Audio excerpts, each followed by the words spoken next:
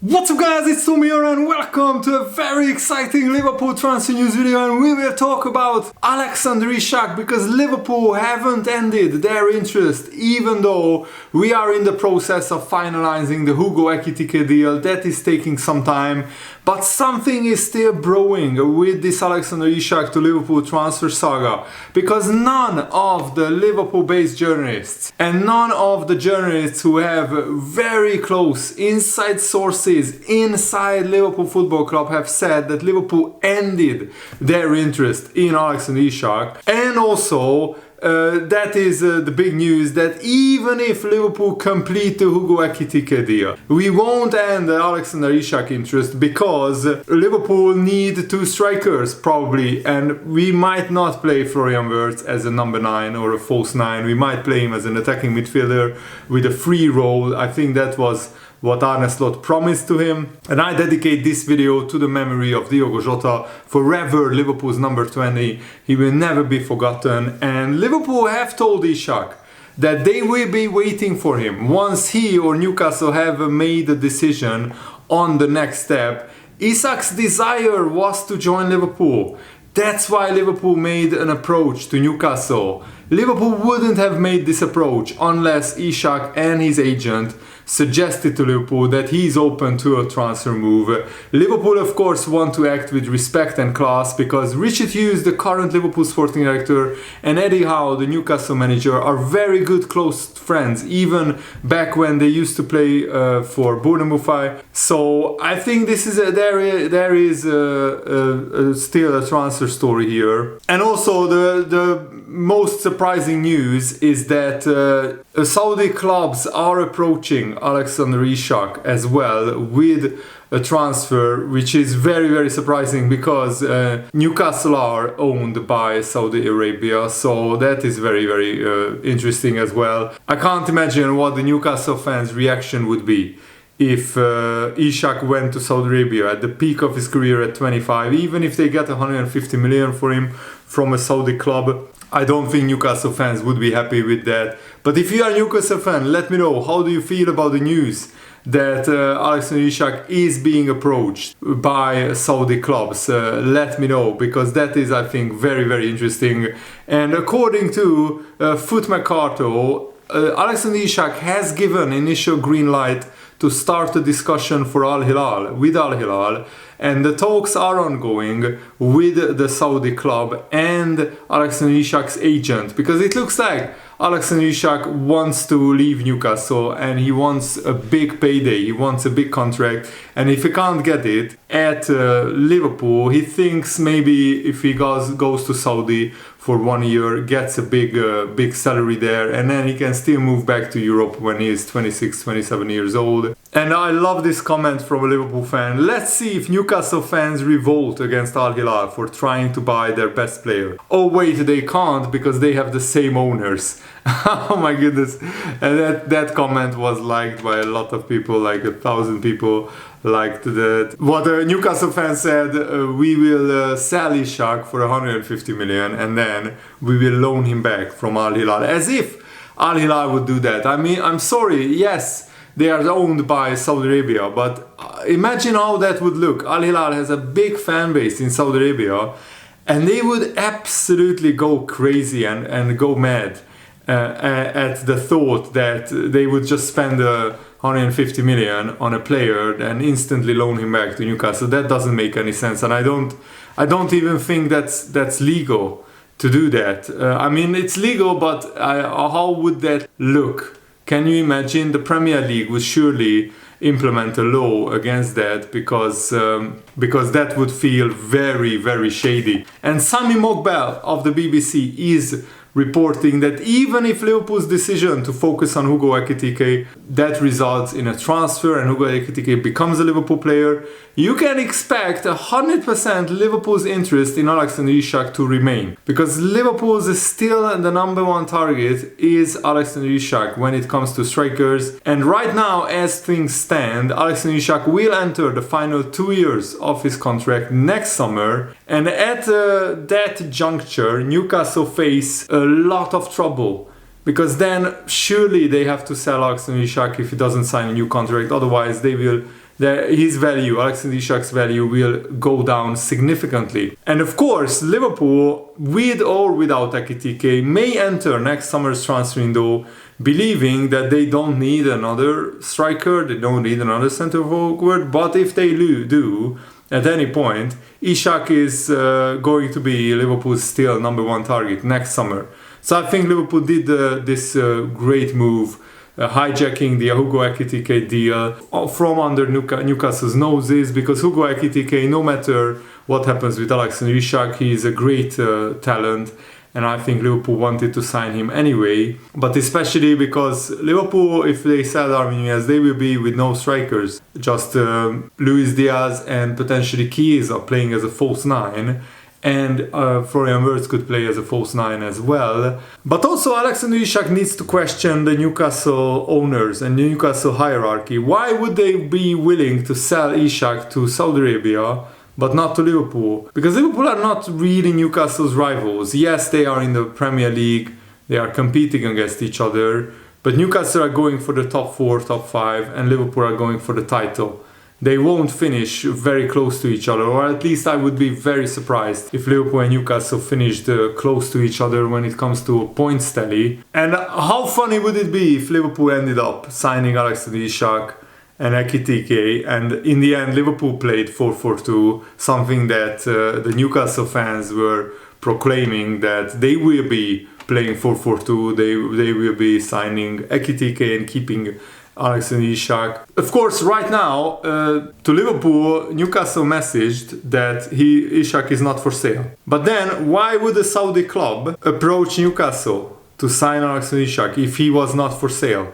That's what I don't get. Something doesn't add up. Because the Newcastle owners surely would tell a Saudi club who have the same owners, PIF, the Public Investment Fund of Saudi Arabia, to not approach Newcastle for Alexander Isak because he's not for sale. I mean, they have the same owners, so surely they would know if Alexander Isak really wasn't for sale, or they are just saying that because they don't want to sell to Liverpool, or they are just saying that to hike up his value. That's a good strategy by Newcastle, to be fair, because if they would sell Alexander Isak, then they would want to get the maximum amount of money for him.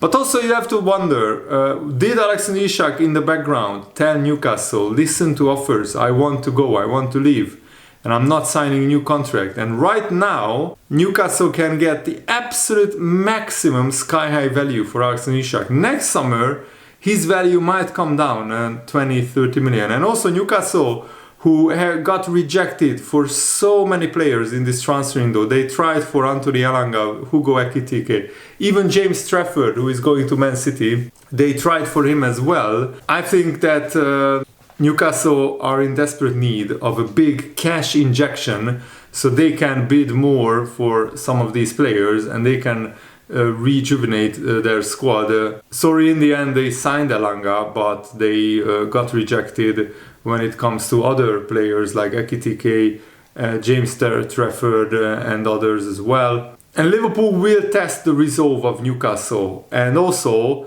this whole saga draws out the intentions of Alexander Isak. And he always said, Alexander Isak, that he wants to compete for the biggest prizes in football. He wants to win the Premier League. He wants to win the Champions League.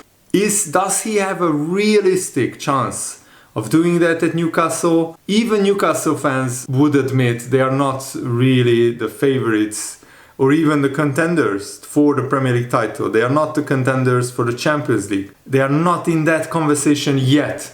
And they might have to sell Alexander Isak for a huge amount of money to even be in the conversation. There has been no formal indication from Newcastle, to Newcastle from Isak and his representatives that he wants to leave.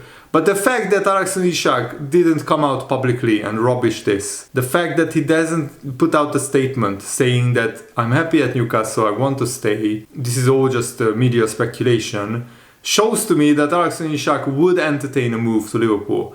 And it just doesn't make sense to me. Why would a Saudi club approach Newcastle to sign Isak unless Isak wants to leave? If he didn't want to leave, then surely the Saudi-owned Saudi club would know that another Saudi-owned club, Newcastle's best player, doesn't want to leave. That's what I can't wrap my head around it. Why would a these Saudi clubs approach Newcastle to try and buy Alexander Isak unless he wants to leave. And that is, I think, a very big indication that there is something in this story. That's why I'm making this video, and I would love to hear your opinion. Let me know in the comments below. And Liverpool didn't really or don't want to unsettle Alexander Isak. That's not what this is about. But I'm sure that Liverpool got some encouragement from Alexander Isak or from Alexander Isak's agent that he is interested in moving to Liverpool. Why wouldn't he? Any sports person who gets to that level, playing Champions League football with Newcastle, he has the highest ambitions. He is getting the maximum out of himself every day, and he wants to get the maximum out of his career. So he would be interested in moving to Liverpool. Why wouldn't he? Liverpool are building a super team. And if you add Alexander Isak on top of Salah, Florian Wirtz, Gakpo, Szoboszlai, McAllister, Van Dijk, Alisson, Konate, the list goes on. We also added Frimpong, Kerkez, Mamadashvili. Liverpool have a fantastic squad. And Liverpool will be favourites for the Premier League title, even if we don't sign Alexander Isak. So Alexander Isak sees Liverpool building a super team, and he probably says to himself, I would have so many opportunities to win titles and trophies at Liverpool, and I'm not sure how many opportunities he would have at Newcastle. Newcastle are a great club, a big club with a fantastic fan base, don't get me wrong. They recently won the League Cup. They are in the Champions League. Do Newcastle fans expect now to win trophies every year? I mean, Man United, Tottenham are trying to do that. And Tottenham have won their first trophy in 17 years. And they have a lot bigger stadium and a lot bigger resources than Newcastle. Maybe not a lot bigger stadium, but more resources. Some journalists said previously that this came from the very top, that Isak is not for sale. The chairman of Isak have communicated to Newcastle club chiefs that Isak should not be sold this summer. Then why does another Saudi club approach Newcastle to try and buy Isak? Unless they want to just increase his price and make Liverpool, force Liverpool to make an outrageous bid for Alexander Isak. I just don't understand this. This whole transfer saga is getting more and more interesting by the day. Newcastle want a centre-back, a goalkeeper and a striker. The fact that they approached Ekitike and bid for him shows that Newcastle want to buy a striker, a centre-back and a goalkeeper. If they want to get all these transfers done, they need to sell. And they need to sell maybe a big player. And Alexander Isak, he's their best player. But if he's sold for 130, 140 million pounds, then Newcastle would be able to spend a lot of money in the next 2 or 3 years. Because most of that is profit, the 150 or 140 million. And if you sign a new player, you only have to calculate 1 year of his whole contract for any financial year. So I think Newcastle can spend a lot of money if they sell Alexander Isak. So that's a big decision for Newcastle to make. Fabrizio Romano also recently posted in other news that Luis Diaz maintains his plan that he wants to leave Liverpool, with Bayern set to bid again very soon. Bayern want to improve their proposal after the 67 million euros of a transfer bid got rejected. They keep also negotiating for Woltemade, the Stuttgart player who had a fantastic season and he is now a German international. But of course, with Alexander Isak, let's wait and see what happens. Because at the moment, Newcastle maintain their stance that he's not for sale. But then why would a Saudi club bid for Alexander Isak? I just don't understand still. If you have any good explanation, I would love to hear it. Leave them in the comments below. And I also want to talk about Liverpool's finances. Because even if Liverpool spend 130, 140 million on Alexander Isak, that is affordable. Because Liverpool, yes, they have spent heavily, already 200 million pounds spent in this summer transfer window.